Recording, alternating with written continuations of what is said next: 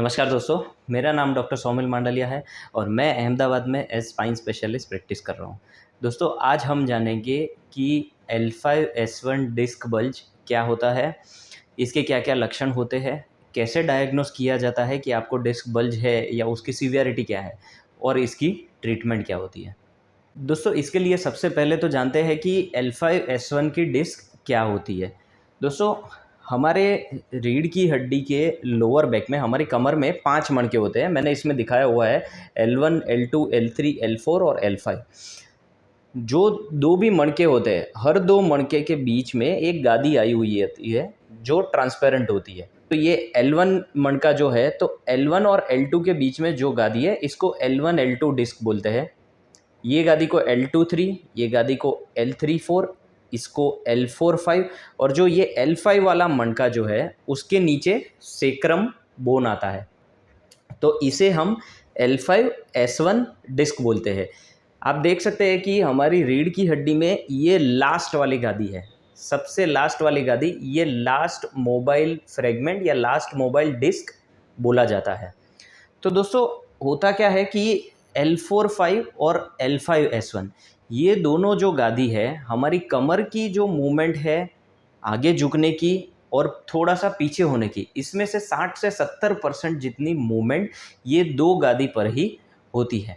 इसीलिए ये 2 गादी पे स्ट्रेस ज़्यादा होता है और इसके खिसक जाने का या बल्ज होने का चांस ज़्यादा होता है। अब दोस्तों, गादी क्या होती है? गादी बेसिकली 2 मटेरियल होते हैं उसमें। अंदर वाला जो पोर्शन है वो जेली जैसा होता है और बाहर का जो पोर्शन है वो थिक होता है। जैसे भी कहीं पर भी पानी हो तो पानी निकल ना जाए, उसके लिए उसके बाहर बॉर्डर होती है। वैसे ही गादी में अंदर जेली जैसा पोर्शन होता है, बाहर एक थिक लेयर होता है जिसको एन्युलस फाइब्रोसस बोलते हैं। तो जब भी ये बाहर का लेयर है फाइब्रस मटेरियल, ये टूट जाता है तो अंदर का मटेरियल बाहर आता है और उसे डिस्क बल्ज बोलते हैं। तो दोस्तों, जब भी ये L5 और S1 के बीच की गादी बाहर आ जाती है तो इसे L5-S1 डिस्क बल्ज बोलते हैं। अब इसमें आपको क्या-क्या सिम्टम हो सकते हैं? जब भी डिस्क बल्ज होता है तो अगर एन्युलर टेयर, बाहर का मटेरियल टूट जाता है, तो सबसे पहला सिम्पटम होता है कमर दर्द। एन्युलर टेयर से कमर दर्द काफ़ी सीवियर हो सकता है। दूसरा सिम्पटम है जब भी गादी बाहर आती है और किसी नस को दबाती है तो पैर में सिम्पटम शुरू हो जाते हैं। आपको आपके कूल्हे के रीजन में, हिप पोर्शन में दर्द हो सकता है, आपको थाई के पीछे के पोर्शन में दर्द हो सकता है, वहाँ से लेके काफ मसल में और नीचे सोल ऑफ फुट में भी दर्द हो सकता है। पूरे पैर में झुनझुनी हो सकती है, पैर सुन्न पड़ सकता है, पैर में वीकनेस आने की संभावना भी रहती है, जिसे सिंपल लैंग्वेज में लकवा कहते हैं।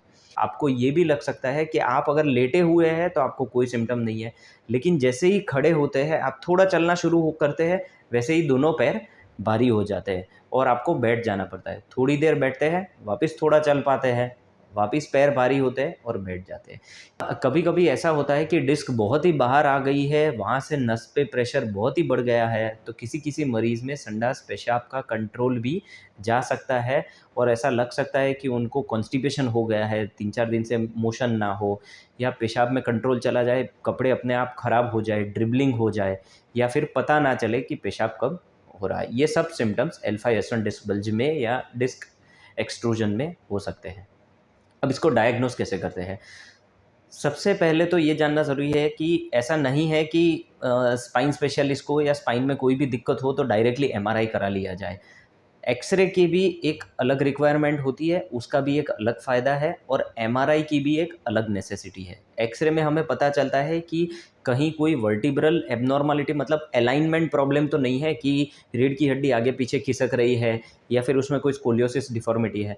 और एमआरआई में हमें ये पता चल जाता है कि एग्ज़ैक्टली गादी कितनी खिसकी हुई है, क्या सीवियरिटी है और कहाँ पर बल्ज है, कौन-सी नस पर प्रेशर है और उसका क्या आगे ट्रीटमेंट किया जा सकता है, ये हमें पता चलता है। तो अब ये जानते हैं कि इसकी ट्रीटमेंट क्या होती है।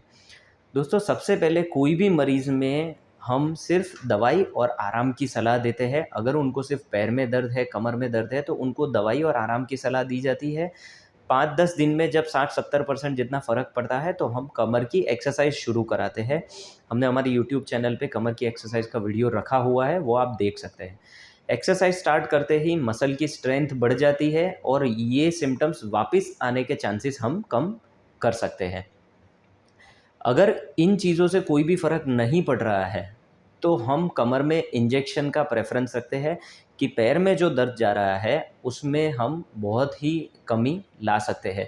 ये एक सिर्फ 10 से 15 मिनट की प्रोसीजर है कमर में, उसमें ऑपरेशन थिएटर में अंडर सी-आर्म गाइडेंस एक्सरे के मशीन के अंडर में देख के उसमें इंजेक्शन दिया जाता है और उससे 90% से लेके 95% जितना आराम मिल सकता है। उसके बाद में हम 8-10 दिन के बाद वापस से फिज़ियोथेरेपी स्टार्ट कर सकते हैं। दोस्तों, अभी मेन क्वेश्चन कि इसमें सर्जरी की ज़रूरत कब पड़ती है? अगर किसी मरीज़ को 2 से 3 महीने तक ट्रीटमेंट दी जाए, कोई भी फ़र्क ना पड़ रहा हो, किसी मरीज़ में पहले ही पैर में वीकनेस मतलब कि लकवे के सिम्पटम आ गए हो, किसी मरीज़ में चलने में बहुत दिक्कत हो रही हो मतलब कि 100 मीटर से भी कम चलने पर पैर भारी हो जाता हो, संडास पेशाब में दिक्कत हो रही हो और मेडिसिन, फिज़ियोथेरेपी, इंजेक्शन सब कुछ ट्राई कर लिया हो फिर भी फ़र्क ना पड़ रहा हो, ये 5 इंडिकेशन है, इनमें सर्जरी की नेसेसिटी डेफ़िनिटली रहती है। सर्जरी 2 तरह की हो सकती है, या तो ओपन करके की जाए या एंडोस्कोपी करके की जाए। दोस्तों, अगर आपको सीवियर बैक पेन है, तो फिर उसमें पॉसिबल है कि आपको स्क्रू लगाने की ज़रूरत पड़े, जो एंडोस्कोपी से नहीं हो सकता है। ये मिनिमली इन्वेसिव सर्जरी से हो सकता है। लेकिन अगर आपको सिर्फ़ पैरों में दर्द है और सिर्फ़ डिस्क को निकालने की ज़रूरत है, सिर्फ़ जो खिसका हुआ गादी का टुकड़ा है, उसको निकालना है, तो हम एंडोस्कोपी से वो गादी को निकाल सकते हैं। इतने ही इंडिकेशन है जिसमें सर्जरी की ज़रूरत पड़ सकती है और वो भी 100 में से 1 या 2 पेशेंट ही होते हैं जिनको ऑपरेशन की ज़रूरत पड़ सकती है। बाकी हर मरीज़ को बिना ऑपरेशन के डेफ़िनिटली ठीक किया जा सकता है। आशा रखता हूँ कि मैंने L5-S1 डिस्क के बारे में आपको काफ़ी अच्छी जानकारी दी है। हमारे यूट्यूब चैनल को सब्सक्राइब करें और किसी भी मरीज़ को अगर ऐसी कोई दिक्कत है तो उनके साथ ये वीडियो डेफ़िनिटली शेयर करें। और कोई भी क्वेरी है तो आप नीचे दिए गए नंबर पर हमें आपके रिपोर्ट्स व्हाट्सएप कर सकते हैं या फिर कॉल करके अपॉइंटमेंट ले सकते हैं। धन्यवाद।